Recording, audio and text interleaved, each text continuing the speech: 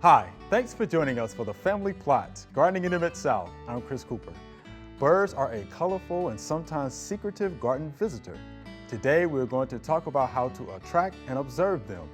Also, strawberries like to run and make new plants. Today we will be renovating our strawberries and moving some to another bed. That's just ahead on the Family Plot, Gardening in the Mid-South. Production funding for the Family Plot, Gardening in the Mid-South is provided by the WKNO Production Fund, the WKNO Endowment Fund, and by viewers like you. Thank you.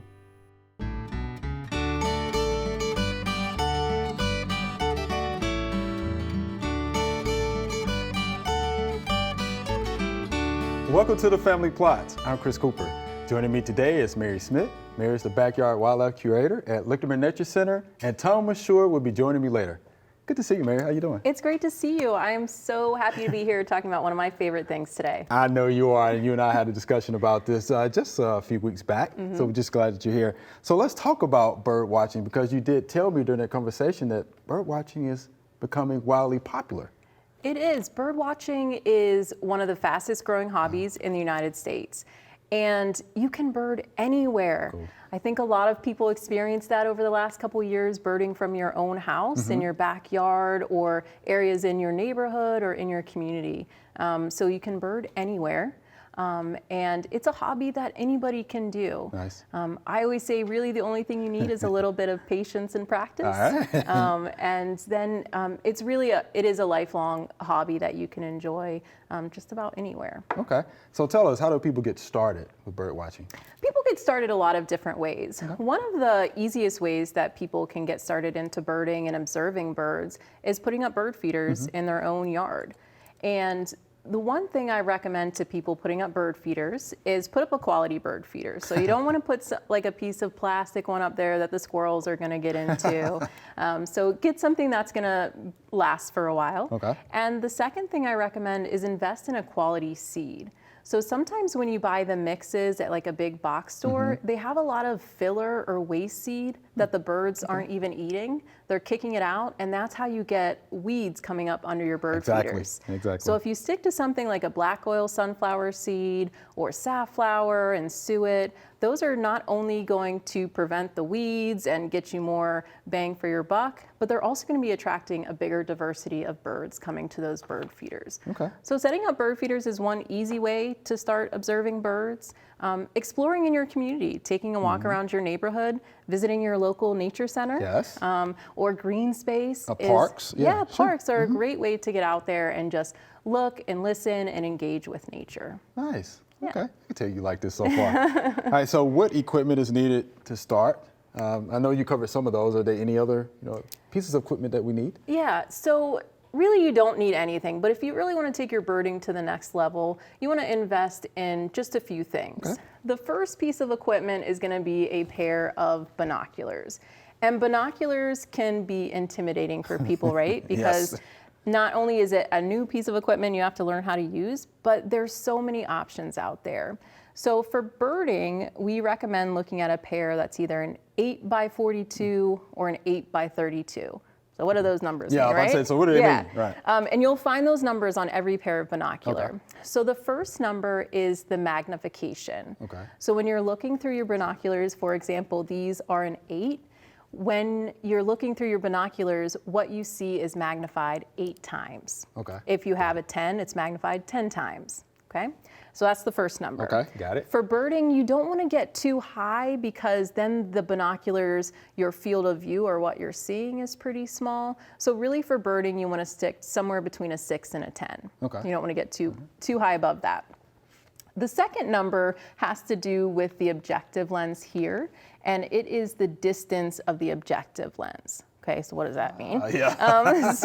Help us. Yeah, so that is basically how much light is allowed into your binoculars. So if you have a bigger diameter, it's going to allow more light in, but it's also going to make your binoculars really heavy. Okay. So when you're looking at something, you'll get a little wobble or shake in it. So really for the second number, you want to look at something between like a 30 and a 45. Okay. So those are kind of what those numbers mean. Other than that, you want to try and test out a couple pairs and this is going to impress you, this big fancy Okay, word. I'm already impressed. Okay? Yeah, just learning, One of the issues that people have with binoculars is their interpupillary distance, right? So it's just a big fancy word for What? saying the distance in between your eyes. Okay. So everybody's eyes are set a little bit closer or further apart. How about that? And so with binoculars, you want to find one that's going to meet your interpupillary distance. And so that's basically how close they come to each other or how far apart. So you really want to test a few pairs if you can to find that right interpupillary distance. How about that? That's your bird watching term for today. Yeah, How about that? absolutely. Yeah, I mean, you can use that word and totally impress your friends. I think I will. Yeah. So binoculars is the first kind of piece of equipment Okay. that most people want to start with. The second one is going to be a field guide. Yeah. And field guides, there are field guides for just about everything out there, plants, different animals, stars.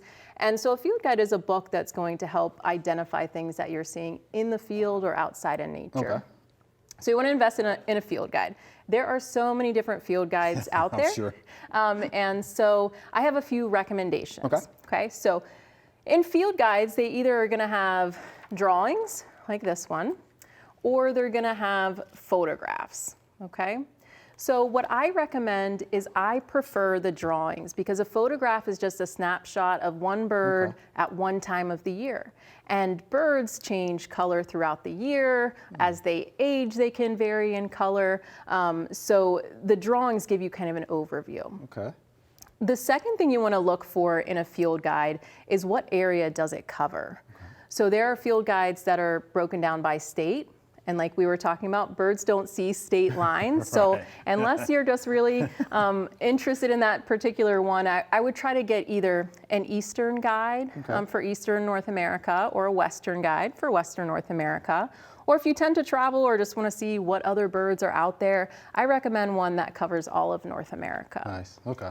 So field guides, binoculars, and then the last thing is how are you going to keep track of what birds you're seeing? For Okay. some people that's not important, for other people it is.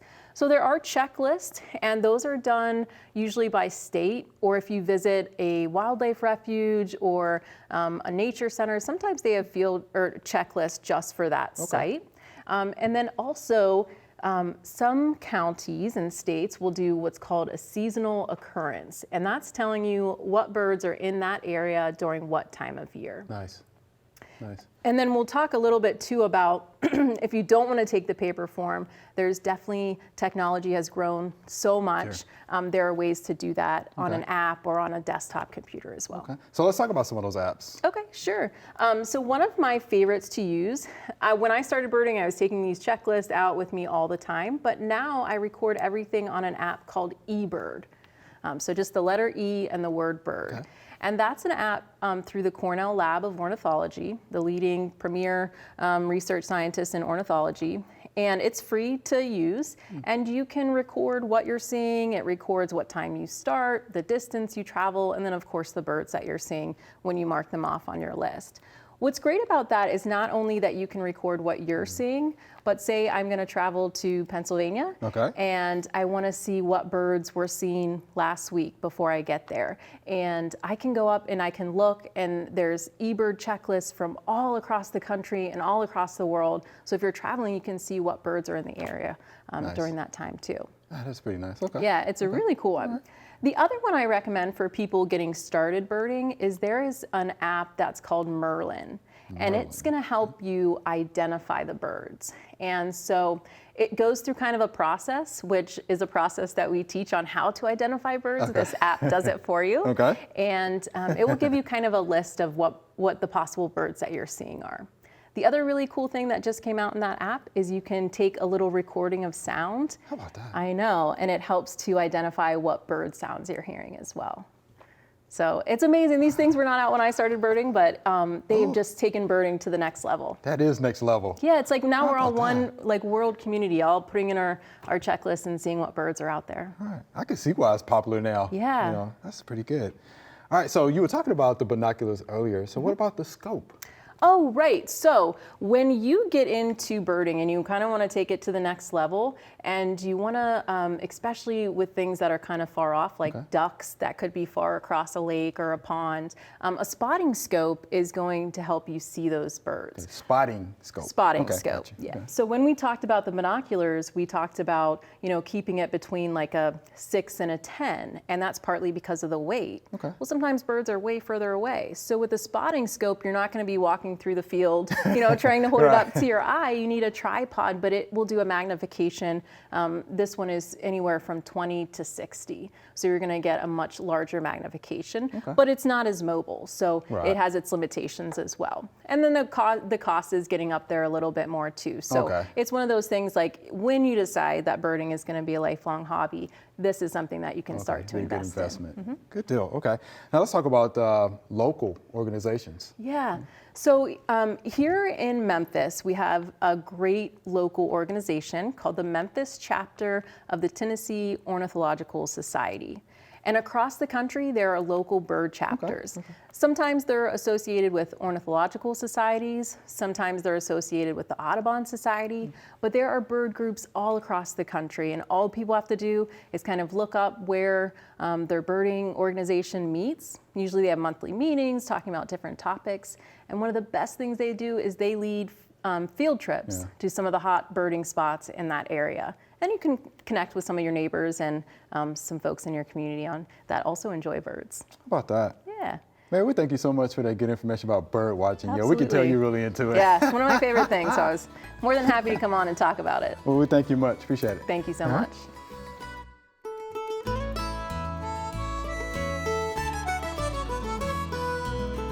What we're looking at here is powdery mildew on these beautiful zinnias. We had early spring rains during the cool part of the season, followed by a summer that was hot and humid. Anytime you have those conditions, you're going to have this powdery mildew, especially if your plants are crowded like this because they're not getting good airspace. A couple of things you could do. One, resistant varieties will always help. Two, you can use a fungicide. I would go with a copper-based fungicide. And the third thing you would need to do, if these leaves happen to fall off, practice good sanitation, because these leaves will still contain these fungal spores. And if you water, or Mother Nature waters for you, those spores will splash up and they'll get on the other leaves as well. So again, a good copper-based fungicide, resistant varieties, practice good sanitation. All right, Mr. Tom, we're out in the family plot garden. Yes, sir. We're about to renovate strawberries. Yes, we are. All right, so what do we need to do first? Well, first thing that's already been done is mark off the area that we want to till, Okay. and then kill the grass. All right. Well, sited on 5 foot by 10 foot piece of property. Now the ground underneath it, since this had not been tilled, is probably organically deficient. So we've got some organic matter here we're going to put on top of it. Okay. And then we're going to put some fertilizer on top of that, preferably like 6-12-12, low nitrogen, high phosphorus, high potassium, because we don't want a lot of new growth when the frost comes, because the young tender leaves can't handle it, but the older leaves can. And we're going to just till it all in together at one time. All right, so you ready to get started? I be ready. All right. First thing I'm going to do is pull these up and I'll get them out of the way. Okay. The grass killer did its job, so we know where to till. Okay, and let's put some humus in there. So you're just kind of dumping it out? Yep.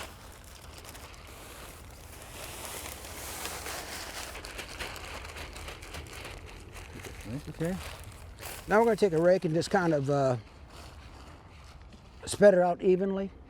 Okay, next, and the last thing we're going to do before we till is put down fertilizer. Recommended is a low nitrogen, high phosphorus, high potassium, because we don't want a lot of new fresh growth on those strawberries when frost is coming.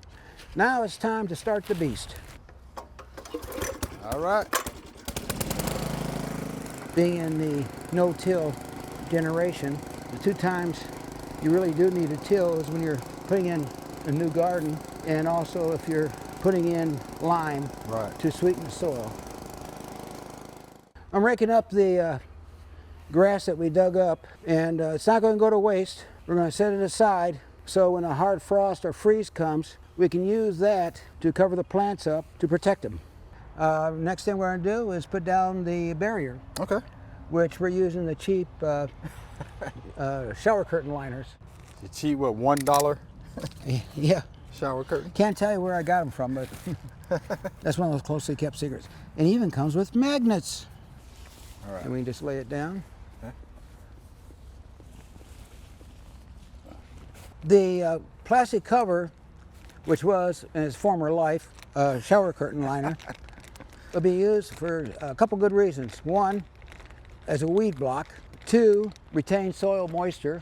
Three, and most important, keep the strawberries clean so the bugs don't eat the bottom and only leaving the top parts for you.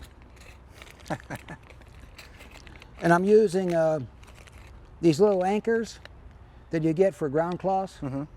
They're relatively inexpensive, but if you're cheap like I am, you can take those metal coat hangers, straighten them out, Right. you'll get 4 of these off of one of those. Okay. So if you want to do the corners, So you put in corners? they'll go right through both tongues to the plastic. Yeah, they're just like Yeah, that, try to get it at the end here. all the way down. There you go. And then we'll do the same thing over here. Yeah. And I'm going to put one right smack in the middle. And now we're going to put the other one down. Okay. I'm just putting them on the ends, middle, one in the middle. Since it's 6 feet long, 6 feet wide, you might say about 3 feet apart.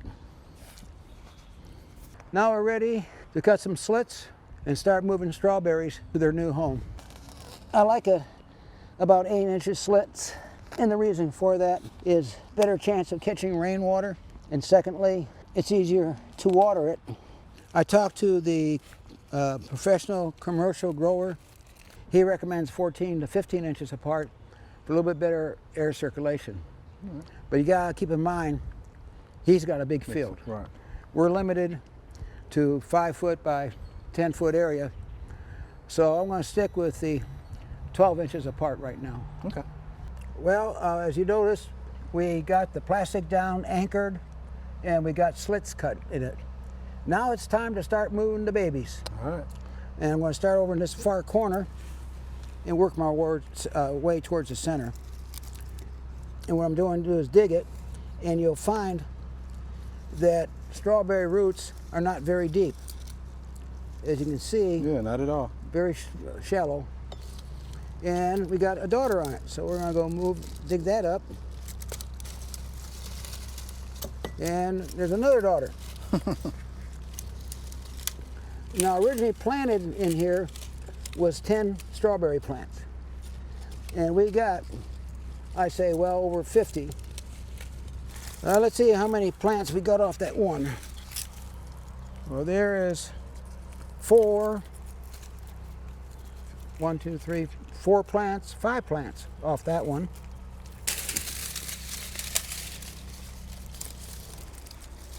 We got 2 plants here. I'm just going to separate them. And there's 3 on that 3. one. I'd say make a pretty good investment for only 10 plants. Where else are you going to get free plants like this that are easily separated and replanted? And it's time we'll go ahead and put these in the garden. All right. I want to separate them right at the source.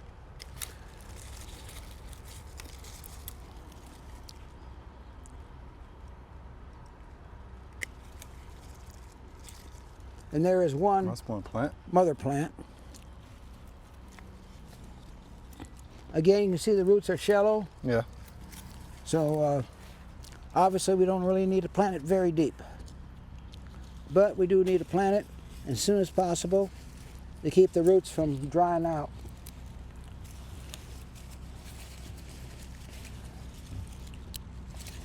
And then close up the slit around it. And after we get done doing this, we most surely want to water it. And it'll get acclimatized to its new home. Okay, well again, We actually got a couple plants right here.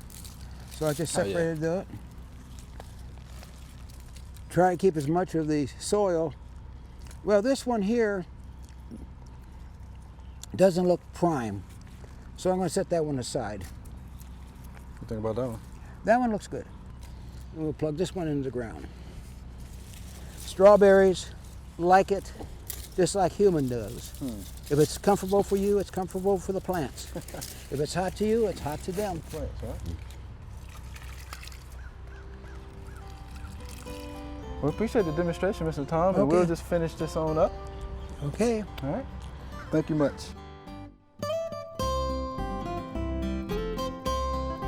Let's take a look at these cracked cherry tomatoes that we have here in the garden. As you can see, the cracks here, okay? There's one here. And it's usually because too much moisture. The outer skin is starting to crack, hence the cracks that you see here. Some people actually call it cat facing or scarring. But again, it's because of moisture, which is why it's a good idea to mulch your tomato plants so you can regulate soil moisture. The thing about these tomatoes is this, they're actually still edible. So I would actually pick these off the vine and still eat them. Again, they're cracked, just a physiological disorder, nothing to be majorly concerned about. Go ahead and pick them off the vine, eat them, they're good.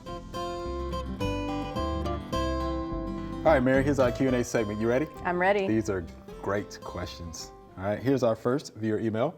Will woodpecker holes harm my ash tree? And this is Mar PZ on YouTube. So what do you think? Will it harm the tree? Well, we get this question a lot. So do we. And the short answer is no. If you're seeing significant damage from woodpeckers, it typically means there's an underlying issue, like Okay. you have some sort of insect problem with that tree is rotting from the inside. So woodpeckers are attracted to it for a certain reason. If you're getting extensive damage, it usually means underlying issues. Regular, visits by woodpeckers, some holes, not going to cause any issues. It's not going to be a problem if you have a healthy tree. That's exactly Here's it. the key, healthy tree. Yes. Because you know this, woodpeckers are looking for what? Sap? Yes. And insects that get entrapped in the sap. Exactly. Right. Yep. So for the most part, if the tree is healthy, it's going to be fine. Yeah, woodpeckers. Trees are adapted to woodpeckers too. So, Interesting. so unless there's an issue with the tree, it's not going to really have too much effect. Just a few woodpecker holes. Just a few woodpecker holes, Mar PZ. We appreciate that question. Here's our next via email. I have begun planting for pollinators. Year after year, more bees and butterflies and hummingbirds show up. However, I have had an increase in creepy, crawly things too, skinks and even a snake. Pollinators are welcome. Creepy crawlies, not so much. What can we do to keep the pollinators but deter the other creatures? This is Cherie from South Haven, Mississippi. All right, Cherie. So just so happy we have Mary here from Lichterman Nature Center. She's going to tell us a little bit about these creepy crawly creatures, all right? Yeah, and first I wanted to say, Shri, you're doing a great job attracting pollinators, right? Pollinators need our help. She sent a great picture. Oh, beautiful picture. Yeah, black swallowtails, which is the caterpillar. It's going to turn into this really nice big butterfly. So you're doing a great job. Doing good. But what she's doing is something that we encourage. So she's creating a habitat. Everything in nature is interconnected. All right. And so by providing this habitat for the pollinators, she's also creating an environment or a habitat for these other creatures too. And so I would say just enjoy it. You can enjoy it from a distance. But she's doing a great job. If you're starting to see skinks and snakes show up in your yard because you're attracting pollinators, you're doing the right thing. You're doing a great job. You're creating this food web, and you're creating this habitat for a lot of our native animals and insects. And so keep up the good work, and maybe just enjoy it from a distance when you see those creepy crawlies. But you're doing great. She's doing a great job. Cherie, I'm going to leave it there. You're doing a great job. She is. It's great. I knew you would like this. Yeah, I did. Doing a great job, Cherie. Thank you for the picture. Beautiful picture. It is a great picture. Thank you for that, and thank you for the question. We appreciate that. All right, here's our next via email. These have been on my porch and ceiling fans for several weeks. It looks like tiny clusters of eggs, but I'm not really sure what it is. I wiped them off, and they're back the next day. What is it, and how do I get rid of it? And this is Mary. All right. So we are in the season of fall armyworms. And they are everywhere. And they are everywhere. So the egg masses that you're seeing now that are fall armyworms, they have the tiny light colored bodies with the black heads, okay? The moth will actually lay eggs or the egg masses on light colored surfaces. So gutters, mailboxes, lawn furniture, I've seen them on sidewalks and pretty much everywhere else. Yeah. And they can be numerous, right? So here's what you have to do. I would get out the power washer, put a little soap in it, clean them up that way. Yeah, as soon as you see those egg masses too, or even when you start to see the caterpillars that are emerging, we were talking earlier, they love eating Bermuda grass. They love Bermuda grass. And so if you let them get much larger, you're gonna start to see some brown spots in your yard. So take care of them while they're on your structures. Yes. All right, so if they move to your Bermuda lawn, there's a couple of chemicals that you could use. I like the, of course, safer chemicals. So BT, Bacillus thuringiensis, of course, is a natural occurring bacterium, right, that you can use, but you will have to catch those fall armyworms in the first instar. Once they get beyond that first instar, then you're gonna have to use products like bifenthrin, okay? Spinosad is something that you can use that's also safe. So I would go with BT, dipel, first instar, please. Then, if you can't catch them, Spinosad, and then bifenthrin, and that should do it for you. Yeah, try to catch them early if you can. Catch them early is going to be the key. All right. So thank you, Mary. Thank we you. appreciate that. Yeah, This absolutely. was fun. Yeah, had a great time. Thanks for joining us. Remember, we love to hear from you. Send us an email or letter. The email address is familyplot@wkno.org, and the mailing address is Family Plot, 7151 Cherry Farms Road, Cordova, Tennessee 38016. Or you can go online to familyplotgarden.com. That's all we have time for today. Thanks for joining us. If you want to learn more about bird watching or renovating strawberries, head on over to familyplotgarden.com. We have tons of information to help your garden. Be sure to join us next week for the Family Plot, Gardening in the Mid-South. Be safe.